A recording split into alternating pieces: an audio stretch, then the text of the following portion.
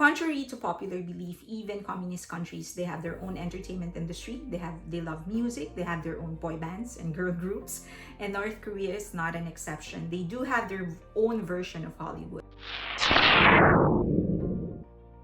So if you ever make it there as a tourist or whatever, then you can actually visit their film studio. It's like much like our Universal Studios here. So if you've ever visited the Universal Studio or any of the Hollywood sets, then you would know that we have streets that are pre-designed to look like other countries or other cities. So we have streets that look like Paris or Japan or other parts of Asia. There's an area that looks like a forest, and we just jazz it up and design it depending on the need of a specific movie or TV show. So they have their own version of that in North Korea. The film studio was created in 1947 and has an area of 1 million square meters.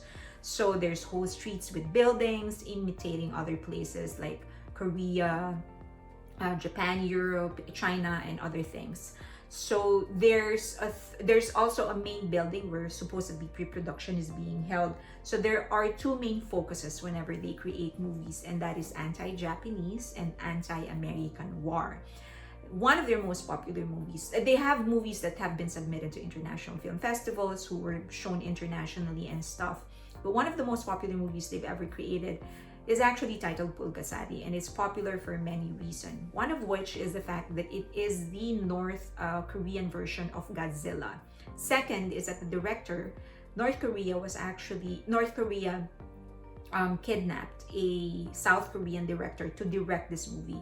He eventually managed to escape, I believe, after he said that he was going to attend an international film festival, and from there he escaped. So, but Bulgasadi ended up being one of the most popular movies they've ever released. The story, if you need access to that, let me know. I'll give you access to the movie with English subtitles. So the story of the movie Bulgasadi it was actually set in feudal Korea, during the Goryeo dynasty. The king was a bad king. He was oppressing people and people were dying of hunger. He was a bad leader. And so there was a blacksmith who was actually jailed because he was fighting for the peasants, and he was creating like small figurines of monsters. And before he died, he prayed that they come to life, and it was granted. So his daughter, when her blood came in contact with one of them, he came to life. Now the daughter named the figurine Bulgasadi, who's now a monster, a giant monster, Bulgasadi, because his father told her of this story when she was young about mythical creatures, and the name was Bulgasadi, so she named the creature Bulgasadi. Now, because Bulgasadi would eat, his food is actually metal, so if you give him any kind of metal, he would eat that, and that would make him bigger and grow bigger and become stronger.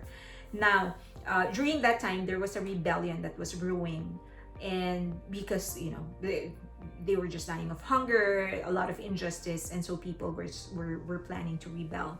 And so the king heard that there was a rebellion brewing, and so he assaulted the place where the rebels were actually meeting, but came in contact with Bulgasadi, and Bulgasadi became stronger. So he fought for the peasants, and he defeated a lot of the enemies because he eats metal, and so anything they throw to him or at him, he would just eat, and that would make him stronger. However, the king of the movement was murdered, and that king, not the king, but the head of the movement was murdered, and he was actually the boyfriend of the blacksmith's daughter. Now, once they killed the leader, they threatened to kill the blacksmith's daughter if people don't surrender.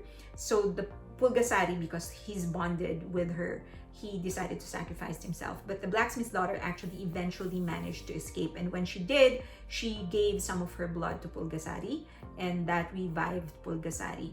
And they went into war again. This time, they won. So again, because he eats metal, Bulgasadi eats metal, then anything that they throw at him, he would just become stronger and stronger. However, after the defeat, the blacksmith's daughter realized that the hunger of Bulgasadi will never cease. He is becoming bigger and stronger, and he will just keep on eating anything just to quench his hunger and his thirst. And the blacksmith's daughter decided that there's no way she can stop it. Eventually, Pulgasari would start hurting people that he helped defend. And so what she did was actually sacrifice herself. She hid inside a bell, a metal bell, and Pulgasari ate that bell and ate her, and of course that killed him. So if you want access to the movie, as I've said, just let me know. That's with English subtitle. Just get in touch with me.